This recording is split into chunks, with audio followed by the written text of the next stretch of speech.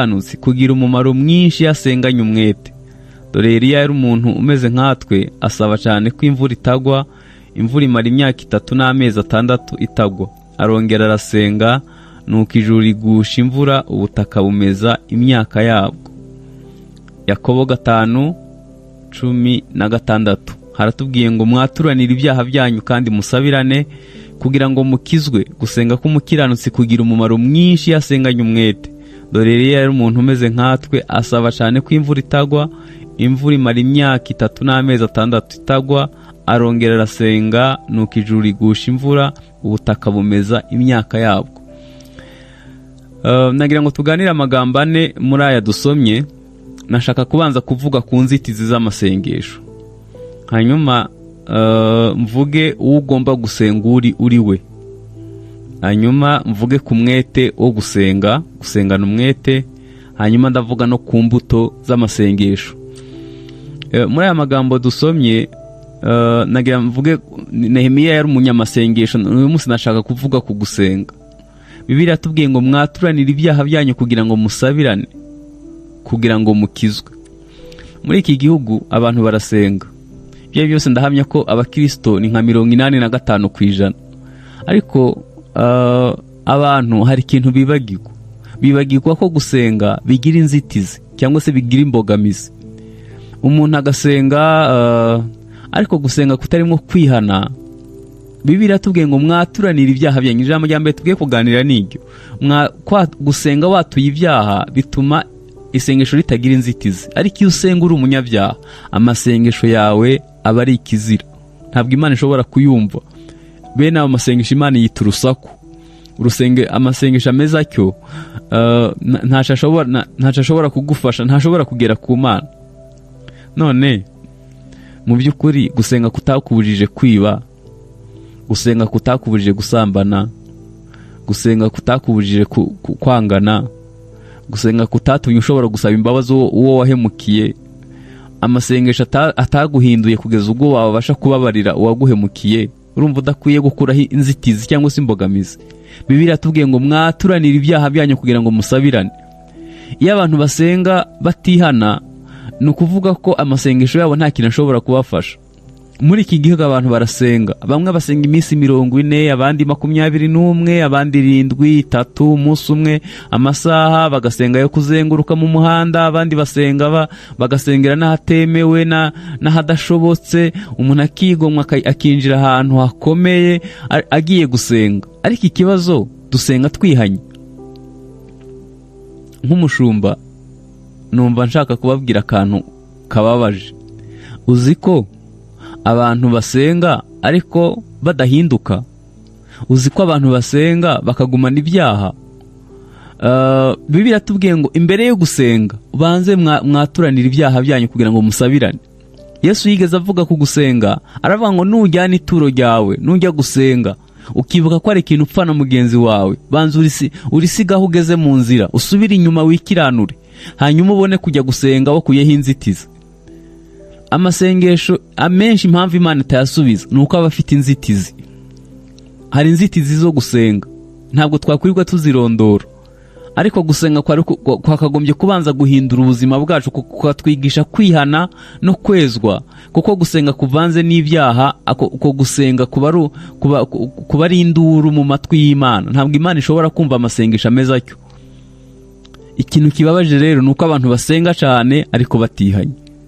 Ntabwo kuba twuzura insengero ku cyumweru si by'Imana iha agaciro. Imana iha agaciro umuntu yasenze abanje kwihana. Nubwo wasenga iminota 3, nubwo wasenga iminsi myinshi, ariko ugasenga wabanje kwihana. Amasengesho atarimo kwihana ntaca avuze ku Mana. Akenshi niyo dusenga tuba dushaka ko tugirirwa neza n'Imana, idusubiza. Rimwe na rimwe nubwo twifashisha n'abahanuzi kugira ngo baduhanurire ibyiza, ariko mu by'ukuri utabanje kubona abakurondora, nawe ibyo bakurondoraho urabizi. Intege nk'ugira urazizi.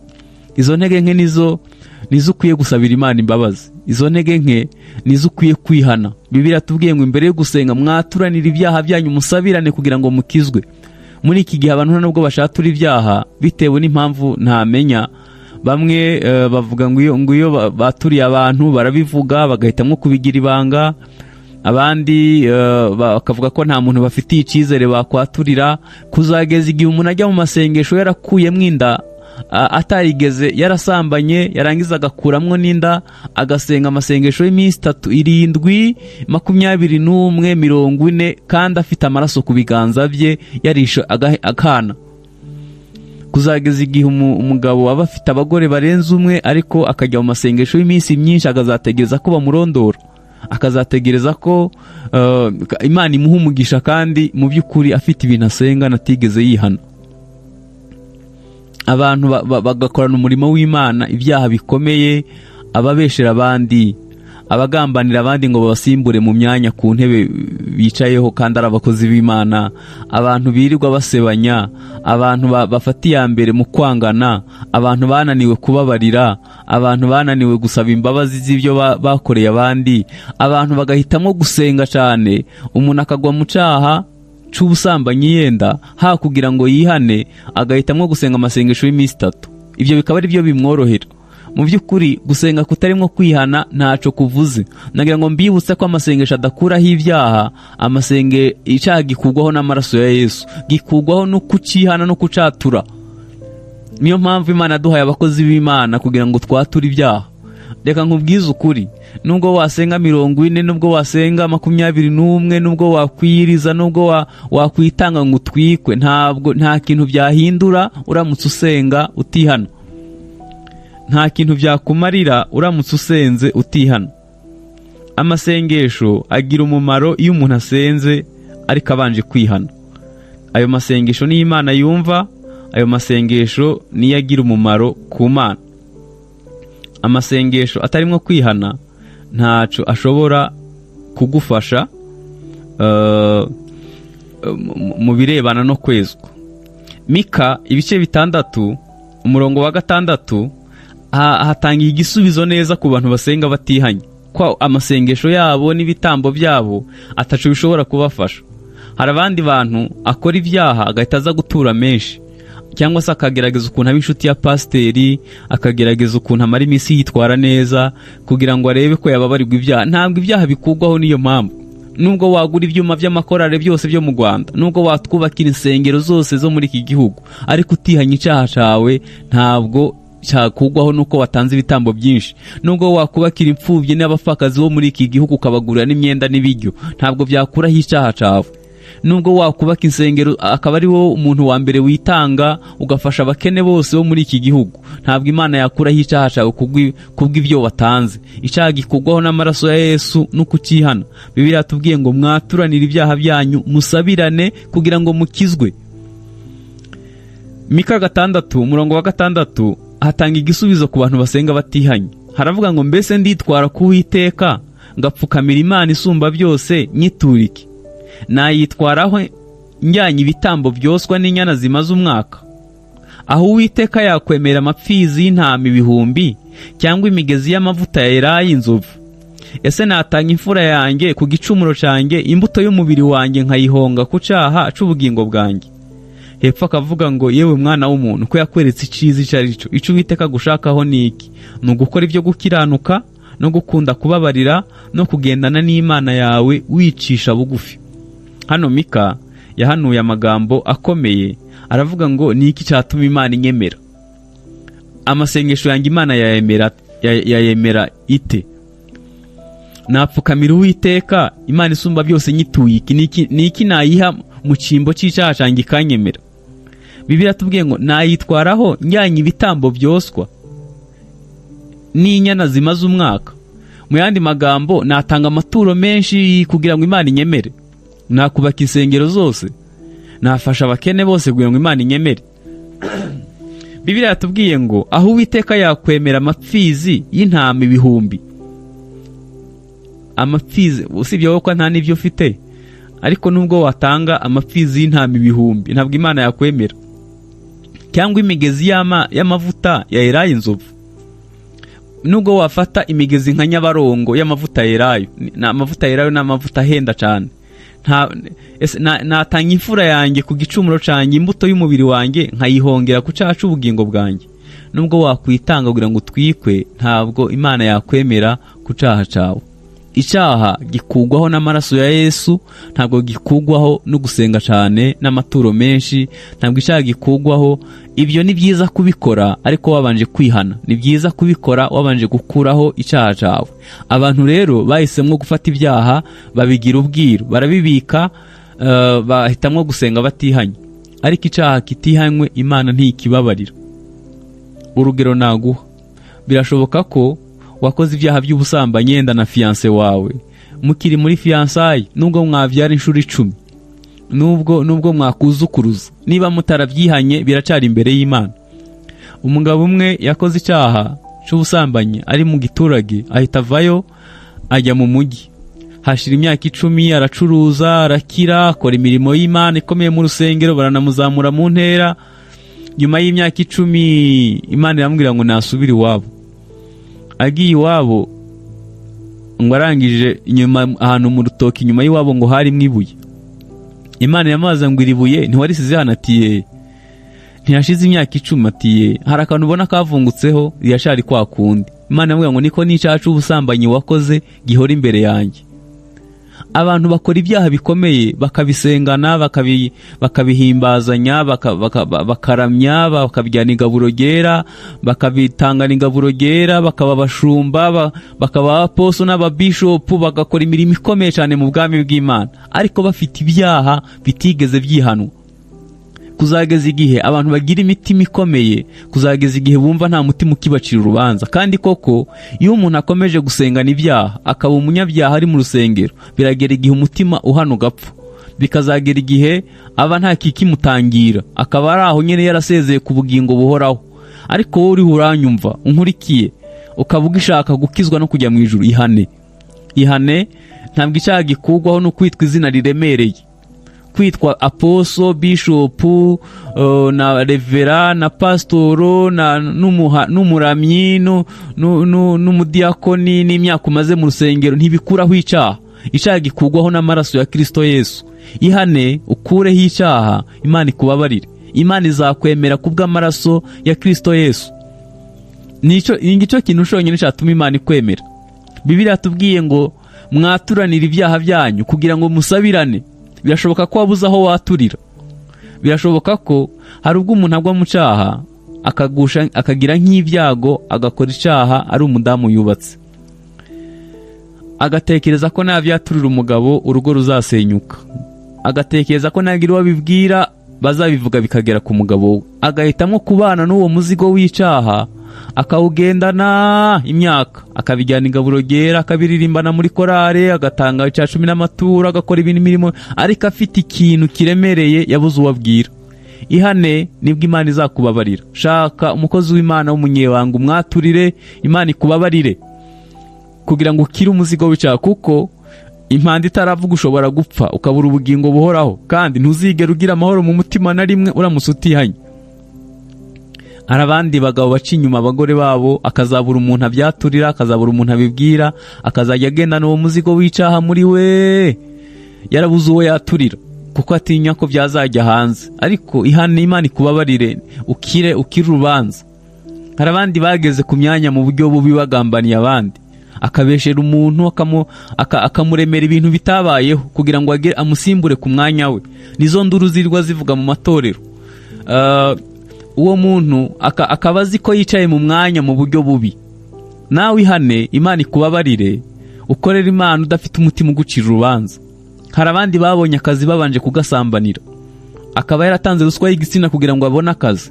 Ntabwo ushobora kuzagira amahoro na rimwe. Ikintu kibabaje, hari n'abaza gushima Imana, agatanga n'ituro ryo gushima Imana ngo Imana yamuhaye akazi, yarakabonye agasambaniye. Ihane, ntabwo ushobora kuzagira umugisha w'Imana. Ntabwo Imana yakwemera kubw'amaturo yawe. Ntabwo ushobora. Bibiliya yavuze ngo mwaturanira ibyaha byanyu kugira ngo musabirane, kugira ngo mukizwe. Gusenga k'umukiranutsi kugira umumaro iyo asenganye umwete, bagahita bavuga imbuto zo gusenga ukiranuka. Hari abandi bantu babonye ibintu mu buriganya.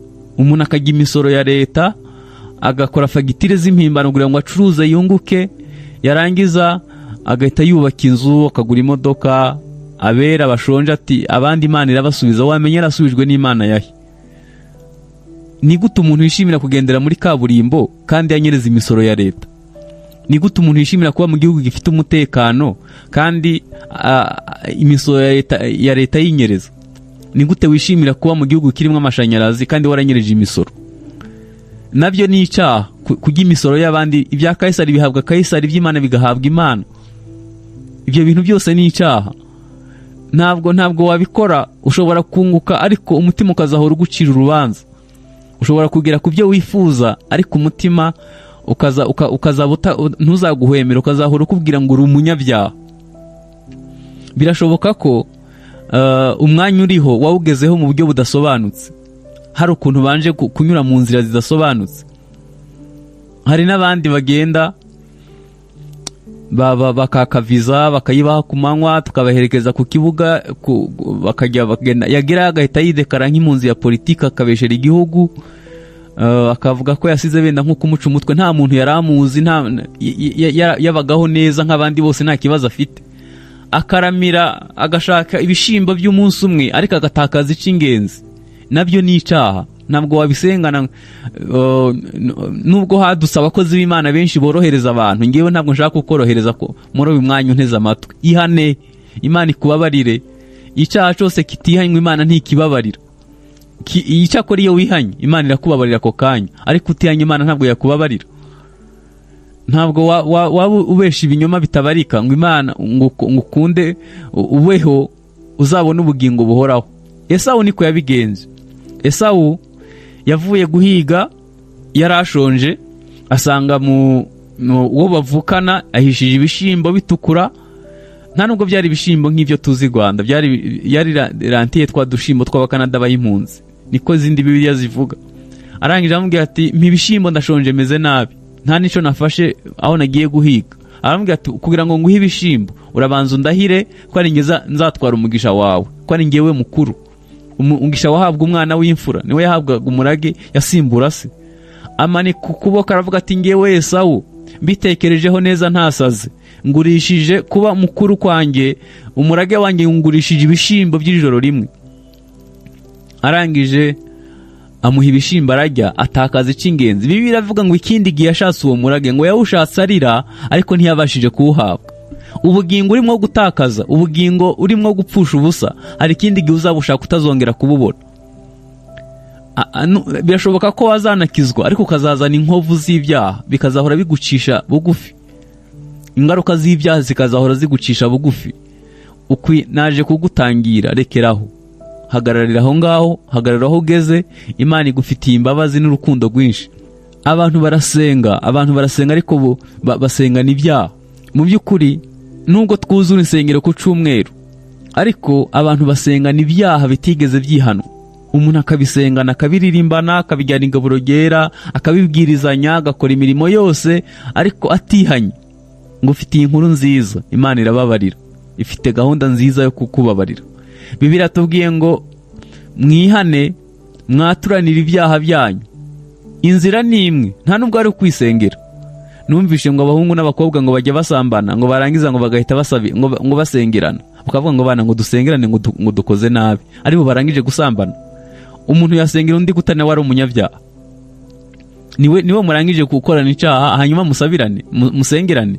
Oya, mushaka abakozi b'Imana mwihane mwature, Imana ibababarire, ibakureho umuzigo w'icyaha. Nta n'impamvu wabona. Ntabwo wavuga ngo nuko ari fiance wanjye, ntabwo wavuga ngo nuko, nta mpamvu nimwe wabona.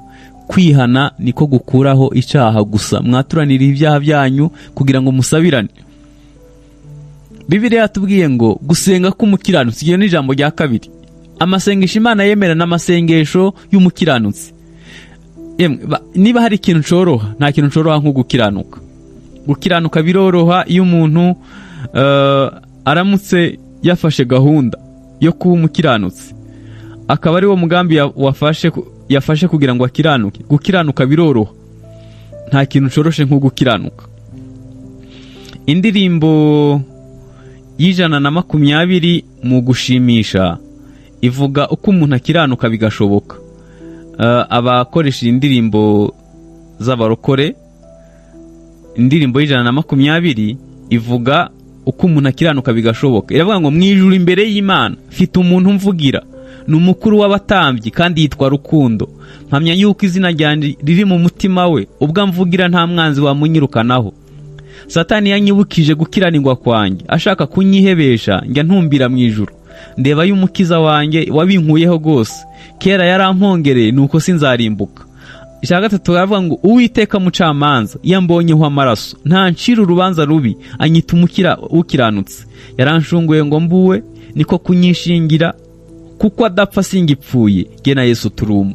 Nta kindi kintu gishobora gutuma ukiranuka na amaraso ya Kristo Yesu. Nta rindi zina twahawe munsi y'izuba ryo gukirizwamo usibye irya Yesu Kristo.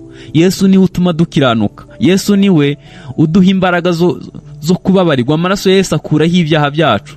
Bibiliya tubwiye ngo mwaturanire ibyaha byanyu. Naho ndavuga imbogamizi z'amasengesho. Ubu ngeze ku ijambo rya kabiri rivuga gusenga ukiranuka. Gusenga umuntu akiranuka ntibikomeye, ni ukubanza kwibuka kwatura ibyaha byawe, ugasaba amaraso ya Kristo Yesu. Uwiteka umucamanza yakubonyeho amaraso, nta gucira urubanza rubi, akwita umukiranutsi, kandi yaragucunguye kugira ngo ubuwe, hanyuma aranakwishingira.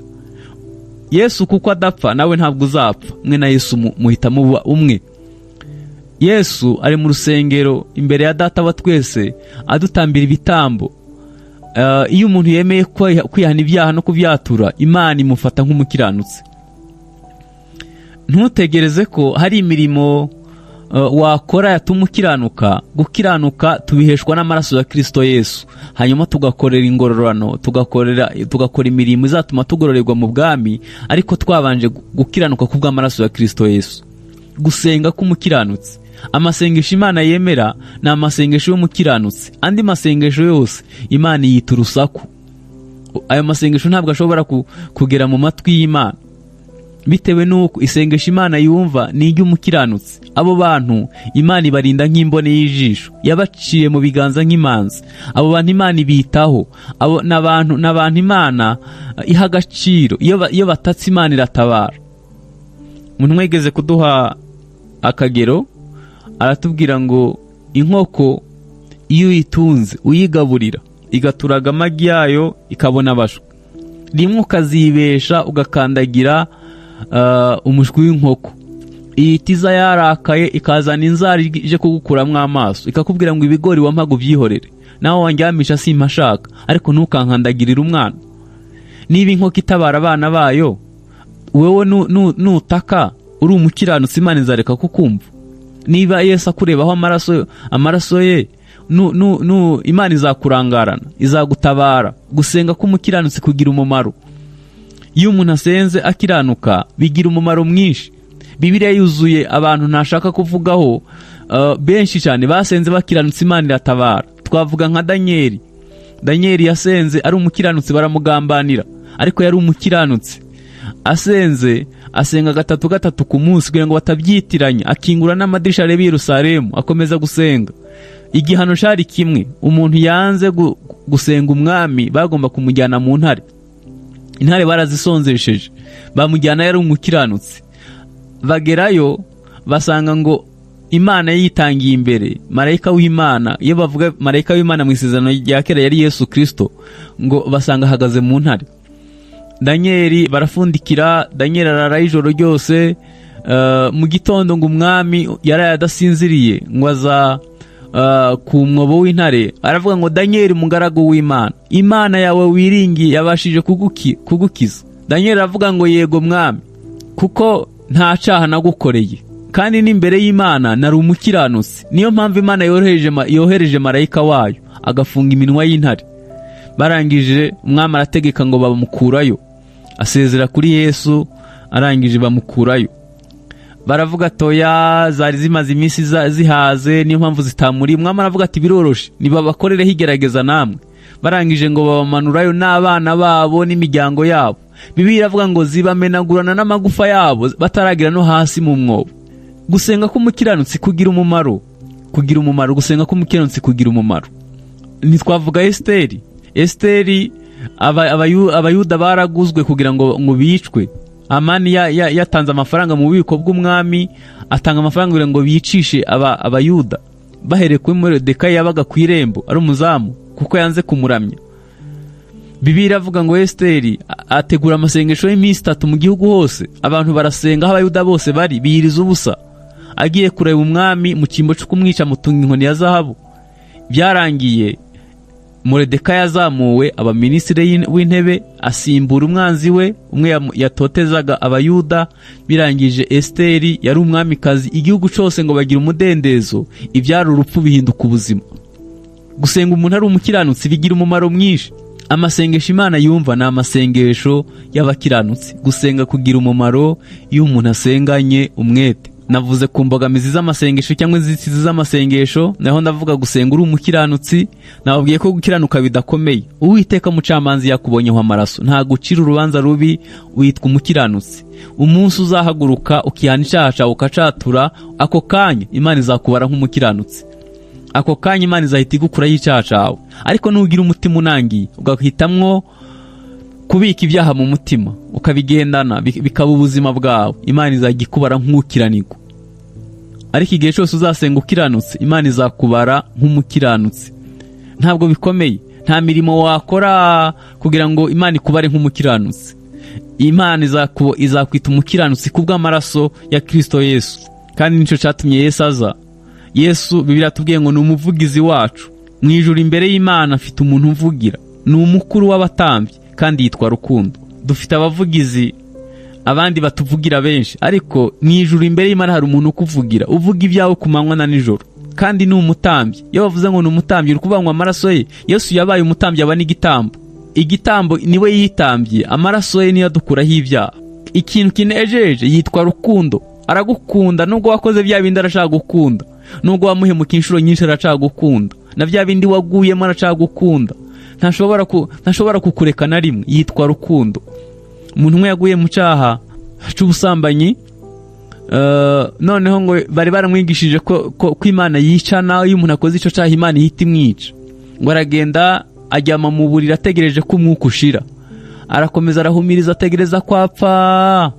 Ngo bigeze saa 8 y'ijoro ngo yumva ijwi rimubwiye ngo mwana wanjye, nubwo wampemukiye ndacagukunda, wihanye nakubabarira. Arangije umutima uraturika, ararira, arihana, abwira Yesu ngo mbabarira. Ntabwo bari baranyigishije ko wica gusa, ntabwo bigeze bambwira Yesu umunyambabazi. Ahita arihana, ashaka aratura, Imana iramubabarira. Imana yiteguye kukubabarira.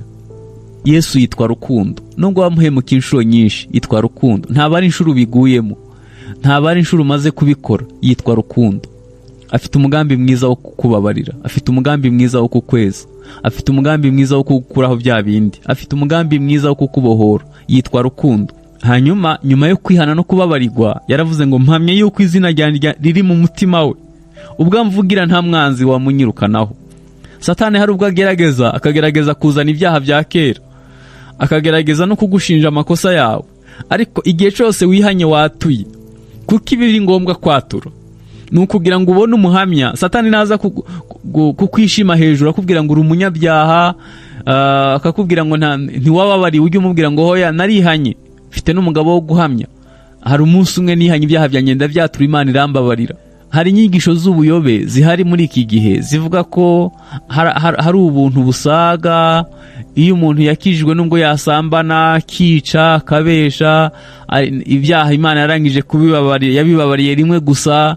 Izo nyigisho ni ubuyobe. Ntabwo umuntu ababarirwa rimwe ngo arangize ahita agenda asayisha akora ibyaha byose ngo yumve ko Imana yarangije kumubabarira, byarangiye. Hoya, iyi nzira isaba kwezwa kwa buri munsi. Yesu yaravuze ngo kuva mu gihe cya Yohana Umubatiza ubwami bw'Imana buratwaranirwa, intwari zibugishamo imbaraga, bisaba kwezwa buri munsi. Mu Byahishuwe haravuga ngo hahigwa abamesa ibishura byabo mu maraso y'umwana w'intama, nibo bazemererwa kwinjira mu rurembo Siyoni. Ikibazo si ukwandura, ikibazo ni ukutamesa. Amaraso ya Yesu arahari kugira ngo atweze buri munsi, ariko yeza abantu bemeye kwihana no kwatura, yeza abantu bemeye kuva mu ntege nke zabo. Twavuze ko turi buganira amagambo 4, Yakobo 5:16-18. Havuze ngo mwaturanira ibyaha byanyu kugira ngo musabirane, kugira ngo mukizwe. ikintu gishobora kukuzanira agakiza no kwihana ibyaha no kubyatura. Ijambo rya kabiri ni ugusenga ukiranuka. Ijambo rya gatatu ni ugusengana umwete. Ijambo rya kane ni imbuto ziva mu gusengana umwete cyangwa se mu gusenga cyane. Maze kuvuga ku magambo abiri, navuze ku nzitizi z'amasengesho, navuze no gusenga ukiranuka. Nashaka kuvuga ijambo rya gatatu ryitwa gusengana umwete. Nagira ngo mbibutse ko nta mpano yo gusenga ibaho. Gusenga ni itegeko ry'Imana. Ahantu hose uzasoma muri Bibiliya havuga ku gusenga, uzasanga barakoresheje itegeko. Musenge ubudasiba, musengane umwete, musenge mu buryo bwose bwo gusenga. Bakoresheje itegeko. Kandi umuntu uko amategeko akoze, iyo bashizeho itegeko bashiraho n'ibihano bizica uwishe itegeko, bizahana uwishe itegeko. Umuntu wese iyo yishe itegeko haba ari ibihano bizamuhana. Gusenga rero ni itegeko ry'Imana, ntabwo ari impano, ni itegeko ry'Imana. Amasengesho ni kimwe mu bikwiye kuba bigize ubuzima bwacu. Abantu bose Imana yagiriye neza mu buryo butangaje. Abantu bateye intambwe zikomeye, abantu bageze ku bintu bitangaje, bari abantu basengana umwete. Ariko muri iki gihe ibyo dushizemo umwete ntabwo ari ugusenga. Aha nakubaza ngo amasaha yawe 28 Yesu afite mwangahe? Amasaha yawe 28 uyakoresha ute? Yesu umwibuka kangahe? Ni ryari ugirana ubusabane nawe? Nta handi muzasabanira ni mu gusenga. Ntabwo muzasabana wiruka mu muhanda, ntabwo muzasabana urimo gucuruza no kugwana n'ubuzima bwa buri munsi. Muzasabana kubwo gusenga. Bibiliya yatubwiye ngo dukwiye gusengana umwete. Impamvu dukwiye gusengana umwete ni Yesu yatanze urugero. Yirirwa akora yigisha abantu barenze nk'ibihumbi 25, ariko buri joro yarara mu masengesho, akarara ku musozi asenga, akambara imbaraga azakoresha bukeye. Satani duhanganye nawe we ntahwema, ni umurezi wa bene data. Ariko twe akenshi tuba turangaye, dusengana ubunebwe. Birababaje ko umuntu areba filime amasaha 2 yarangiza akavuga ngo reka dusenge muri make, ngo turananiwe, ngo hanyuma dusenge ngo turuhuka. Agahita asenga Mwami Yesu wakoze kuturinda, amina, agahita asinzira. Filime wayirebye amasaha 2, ibindi bitagira umumaro wabivuze umwanya munini, ariko wasenga ugahita usenga muri make. Gusenga bigira umumaro iyo umuntu asenganye umwete. Dukwiye kugira umwete mu gusenga. Ni itegeko ry'Imana gusenga. Tugomba gusengana umwete. Abantu bose Imana yagiriye neza muri Bibiliya bari abanyamasengesho. Bari abantu basenga igihe kirekire, abantu basengana Imana umwete. Umwanya wabo bawukoresha neza, bagasengana umwete. Umwete wawe ungana iki mu gusenga? Muri iki gihe umwete wawe urangana iki? Imana ishobora kukugirira neza gute? Kandi iyo dusenga tuba tugwana intambara, tuba tugwana n'umwanzi. Satani aratsindwa iyo twasenze. Iyo twasenze dusabana n'Imana. Rimwe nigeze guhemukira umuntu, naramuhagurukije mu rusengero, ndamubwira nti ngwino usenge. Abiricunzwe, aratutubikana ahantu hose. Niba nawe ibyo yasenze ubanza atavyibuka. Bitewe niki? Umva napfuye gutomboza gusa mfata umuntu ngo nasenge, ariko ntiyarasanzwe ari umunyamasengesho. Aburi ikintu avuga. Hari umuntu adashobora gutangira isengesho ngo apfe kurirangiza gutyo gusa atabona amagambo avuga. Nyamara iyo bavuze izuba ryavuye, ibirayi byazamutse, ibintu bimaze bitagenda, aravuga agafashwa. Ariko gusengana umwete bikaba byaramunaniye. Nidusengana umwete tuzabona impinduka. Kandi ibyo gusengera birahari. Wasengeye abana bawe, ukabasengera Imana ikabakiza iminsi mibi ihari iri hanze aha. Urubyiruko ko rumeze nabi mu biyobyabwenge, ukazasengera abana bawe imyuka mibi ntizabafate. Wasengeye abana bawe kugira ngo batazajya mu busambanyi. Wasengeye abuzukuru bawe n'abuzukuruza. Wasengeye igihugu kikagira umugisha, ugasengera umurimo w'Imana muri iki gihugu. Wasengeye abami n'abategetsi, abayobora igihugu. Niko Bibiliya ivuga ngo musengere abategetsi kugira ngo nibagira amahoro namwe mugira amahoro. Imana ijye ibafasha mu gufata ibyemezo. Erega abanyamasengesho nibo batuma igihugu kigira umugisha. Iyo abantu basenze imvura igwira igihe, iyo abantu basenze abantu bagira ubuzima bwiza, iyo abantu basenze Imana ikuraho impanuka, iyo abantu basenze imyuka mibi irahunga, iyo abantu basenze nta bagabo bica abagore cyangwa abagore bica abagabo, iyo abantu basenze imyuka itera abantu gufata abantu ku ngufu iratsindwa, iyo abantu basenze haba impinduka. Ariko iyo abantu badasenga ibyaha biriyongera. Hari ikintu kibabaje, nuko amatorero avuka n'imiryango ya Gikristo buri munsi, ariko ibyaha bigakomeza kuba byinshi. kandi ibyo byaha wareba no mu matorero ugasanga niho biri. Bitewe n'iki? Abantu uburyo basenga bwa buryo badakurikije za nzira twavuze. Ariko dukwiye gusengana umwete, tugasenga dufite umwete mwinshi mu gusenga. Gusenga k'umukiranutsi kugira umumaro iyo asenganye umwete. Umwete wawe urangana iki? Ibyo ufitiye umwete ni ibihe? Birashoboka ko ari ubuzima buri hanze. Yego ubuzima bushobora kuba bukomeye, ariko ntabwo bikwiye kukubuza umwete wo gusenga. Niba utabona iminsi 3 wicaye ahantu usenga, senga mu modoka ugenda, senga mu muhanda, senga uri mu kazi. Umutima wawe ube ufite inzira z'igisiyoni. Ntukareke gusenga. Gusenga bigira umumaro iyo umuntu asenganye umwete. Impamvu gusenga kwawe kutatanze umusaruro, wabuze umwete mu gusenga. Abantu bose basenganye umwete bafite amahoro menshi mu mitima yabo, banyuzwe n'uko Imana ibagize, kandi bagirirwa neza n'Imana mu buzima bwa buri munsi. Gusenga k'umukiranutsi kugira umumaro iyo asenganye umwete. Umwete wawe urangana iki mu gusenga? Muri iki gihe ufite umwete ungana iki?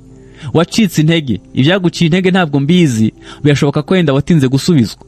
Birashoboka ko bushobora kuba warakomerekeye yenda no mu rusengero.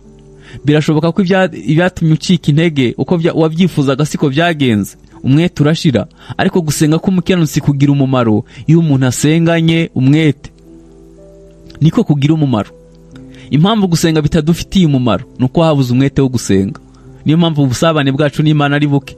Ijambo rya kane ariryo ngiye gusorezaho ni ijambo rivuga imbuto ziva mu gusenga. Bibiliya ivuga ngo Eliya yari umuntu umeze nkatwe, asaba Imana ko imvura itagwa, imvura irahagarara. Arongera arasenga, imvura iragwa. Eliya yabayeho mu gihe hari akavuyo nk'akari mu matorero muri iyi minsi. Eliya yabayeho Ahabu amaze kurongora Yezebeli umunyamahangakazi yazanye n'imana z'inyamahanga zizana mu Isirayeli. Abatambyi bo mu nzu y'Imana baravangirwa.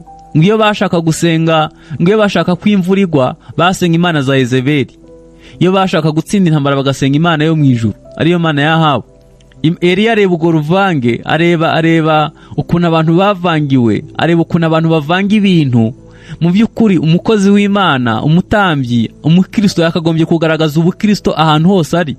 Ntabwo uyu munsi kuba mu byaha, ejo ukaba uri mu rusengero, uyu munsi ukaba uri mu ntege nke, ejo ukaba wavanze n'ibindi. Ntabwo umukristo ari uko abaho. Turishangagera, turabantu Imana yaronse. Ntabwo twivanga n'isi. Turi abantu tugomba kwerekana uko umuntu w'Imana yakagombye kubasa. Ariko muri iki gihe abakristo baravanga. Eliya yaravuga tumva, ntabanje no kubivuganaho n'Imana.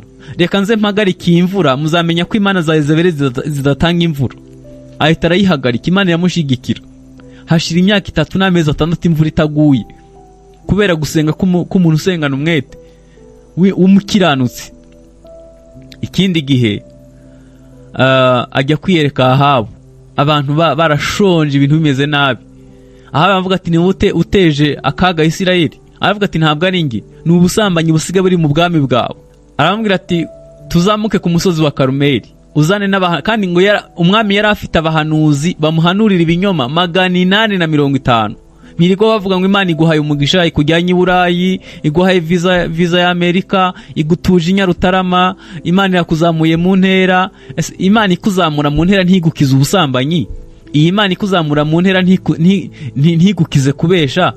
Iyi Imana ikuzamura mu ntera ubanje kugambanira uwo mukorana ukamubeshera ibinyoma? Iyi Imana ikuzamura mu ntera ubanje kuriganya imisoro? Iyi Imana itabanje kukwereka ibyaha byawe ngo ubyihane, ikakuzamura mu ntera gusa iguha ibishira? Inaha ubuzima tuhaba n'imyaka ingahe? Ni 70-80. Umuntu agahita ajya iwabo hiteka. Iyi Imana iguha ibishira ntigutegurira ubugingo buhoraho? Ni Imana yo mu ijuru. Yari afite abahanuzi nk'abo bahanura ibimeze bityo 850 birirwa bohesha umwami ngo bazamuka ku musozi wa Karumeli. Eliya aravuga ati nimwe muri benshi, Imana irusubirisha umuriro bari Imana. Ngo bubaka igicaniro, ngo bashiraho igitambo. Eliya bareka ngo barangije bahamagara Imana yabo ntiyigera isubiza. Kuzageza igihe ngo bafata ibyuma bakikomeretsa bava amaraso, kuzageza igihe ngo batakivuga ngo ururimi ruve mu kanwa, ariko umuriro ntiwaza. Eliya kuko yari umuntu usengana umwete, Imana ihita igaragaza imbuto zo gusenga. Ngo abanza kubaka igicaniro cya Isirayeli cyasenyutse. Ibicaniro byagiye bisenyuka, hari ibicaniro byagiye bisenyuka mu buzima bw'abantu. Kugira ngo umuriro uze kugira ngo Imana isubize nuko hakwiye kongera kubakwa igicaniro, ibicaniro byo gusenga, ibicaniro by'urukundo, ibicaniro byo kwiha, ibicaniro bikongera bikubakwa. Acubakisha amabuye 12, nukuvuga ngo buri muryango wose yawusabiraga imbabazi ku Mana. Ngo arangije aravuga kugira ngo mutabyitiranye musukemwo n'amazi, amazi aruzura aradendera. Ngo arangije aravuga ngo, ntabwo yavuze amagambo menshi, yaravuze ngo uyu munsi bimenyekane, haleluya, ko hakiri Imana mu Isirayeli, kandi ko nanjye ndi umugaragu wawe. Ngo umuriro uhita uva mu ijuru amanuka, utwika amabuye n'amazi n'igitambo, ivumbi riratumuka.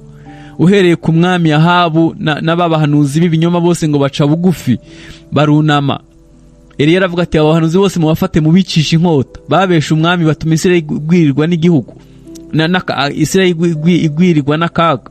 Mwabahanuzi mwitonde, niba mutagaragaza Imana mwijunga abantu bakiri ibyaha, mukirirwa mubahanurira imigisha gusa itarimo guhinduka no gukizwa, itarimo kwihana ibyaha no kubyatura, nta kizabuza ko mugira ikibazo ku Mana. Bibiliya iravuga ngo uwo munsi Imana ihita iragaragara, arasenga imvura irongera iragwa. Eliya yari umuntu umeze nkatwe, ariko yasenganaga umwete. Tugiye gusenga, navuze amagambo 4, inzitizi zo gusenga. Icya kabiri navuze gusenga ukiranuka. Icya gatatu ni gusengana umwete. Ijambo rya 4 ni imbuto ziva mu gusengana umwete, cyangwa se imbuto ziva mu gusenga. Abantu bose basenze Imana, Imana yagize n'impinduka mu bihugu, haba mu miryango yabo, haba mu matorero. Ikintu kitwishe twabuze umwete wo gusenga. Hari ibindi twagiriye umwete bitari Imana, bituma Imana ibura umwanya mu buzima bwacu. Ngiye gusengera umuntu ufashe icyemezo cyo kwakira Yesu umwami n'umukiza aribwo bwa mbere. Ndashaka gusengera n'umuntu yaguye akaba yarabuze umwete mu nzira y'Imana. Ibyamumaze umwete simbizi, ariko akaba afashe icyemezo cyo kugaruka mu nzira y'Imana. Ndashaka gusengera n'abantu bafite ibibazo bitandukanye, ariko biringiye ko Imana ari igisubizo. Data, mu izina rya Yesu, babarira umuntu wese ukwakiriye nk'umwami n'umukiza, umukure mu gitabo cya Satani, umwandike mu gitabo cy'ubugingo. Nsengeye abantu bacitse intege bagasubira inyuma, ubagarure mu nzira yawe kubw'ubuntu bwawe. Imbaraga z'Imana zibe ku buzima bwabo. Abafite imibabaro n'intambara bitandukanye babere igisubizo, abagwayi ubakize, abatarabyara ubahe kubyara, abafite intambara mu buzima bwabo babere Imana, abingo zeho zirasenyukana ububakire, abashomeri n'abadafite shinge na rugero babere Imana, babe hafi muri byose. Urakoze kuri Imana yumva kandi dushoboze gusengana umwete. Muri iki gihugu habemwe umwuka wo gusenga mu izina rya Yesu. Reka abantu basenge bahindutse, reka abantu basenge badagira ibyaha, reka abantu basenge bejejwe amaraso ya Yesu. Dusengeye iki gihugu tucirukanyemo umwuka w'ubusinzi, ubusambanyi, ubutinganyi. Iki gihugu tucirukanyemo imyuka mibi iteza impanuka n'ibyago bitandukanye. Reka imvura igwire igihe iki gihugu gihabwa umugisha, kigirirwe neza n'Imana muri byose. Fasha abayobozi b'igihugu, uhere kuri Perezida wa Repubulika kugeza ku muturage wo hasi, abantu bahabwa umugisha, igihugu kigirirwe neza n'Imana. Udufashe gutera intambwe tuva mu bwiza tujya mu bundi, mu izina rya Yesu, amen. Mwari kumwe na Pastor Desire Habyarimana. Niba ushaka gusengerwa by'umwihariko cyangwa ushaka kugisha inama, wahamagara kuri telefoni igendanwa 0788 42 29 84, 0788 42 29 84. Cyangwa se wadusura kuri website y'ivugabutumwa wa3agakiza.org, wa3agakiza.org.